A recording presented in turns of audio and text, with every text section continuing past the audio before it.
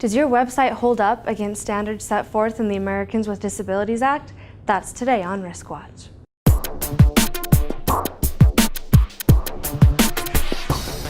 Welcome to RiskWatch. I'm Taylor Reich. In 1990, before we used computers for nearly everything, Congress passed the Americans with Disabilities Act, or ADA. The act ensured people with disabilities would have the same opportunities as everyone else. As opportunities expand with widespread use of the internet, financial institutions need to make sure their accessibility accommodations don't fall behind. Here to cover what you need to know about ADA compliance for your website is Director of Operations at Affirmex, Mike Sotomayor. Mike? Thanks, Taylor.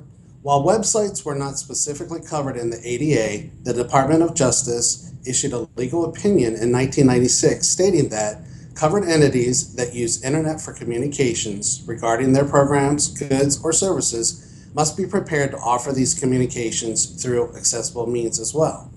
Additionally, in 2010, the Department of Justice filed an advance notice of proposed rulemaking that would amend the language of the ADA to explicitly prohibit discrimination with respect to websites. The bottom line is this: websites that are accessible to fully abled people may be impossible for people with disabilities to access.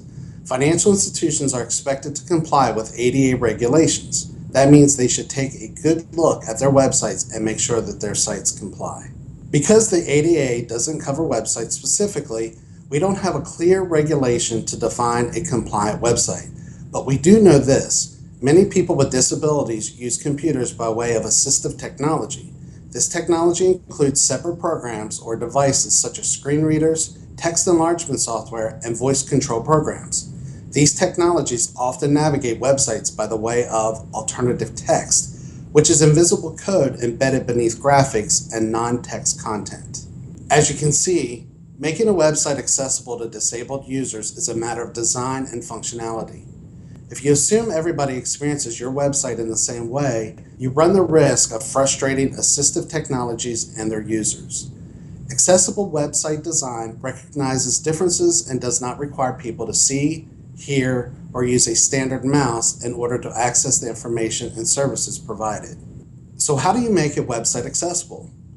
While the wait for proposed regulations drags on, the Department of Justice has intervened in website accessibility suits and has secured company agreements to adopt a set of guidelines developed by the World Wide Web Consortium called Web Content Accessibility Guidelines, or WCAG 2.0. The WCAG 2.0 guidelines state that your website must be perceivable, operable, understandable, and robust. A perceivable website provides text alternatives for non-text content, clear headings, and so on.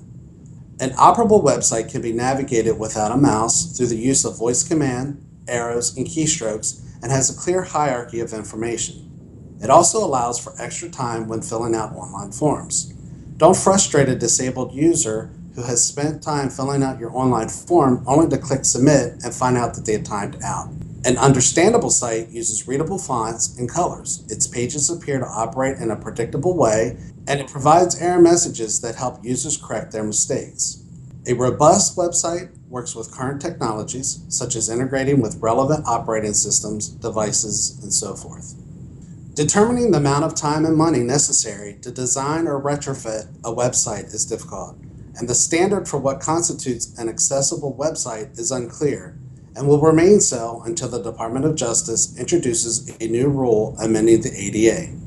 In the meantime, it's prudent to read through the full text of the WCAG 2.0 and identify areas of your website that you could improve. Thanks, Mike.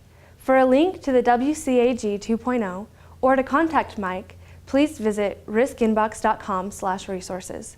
I'm Taylor Reich for RiskWatch. Thanks for watching.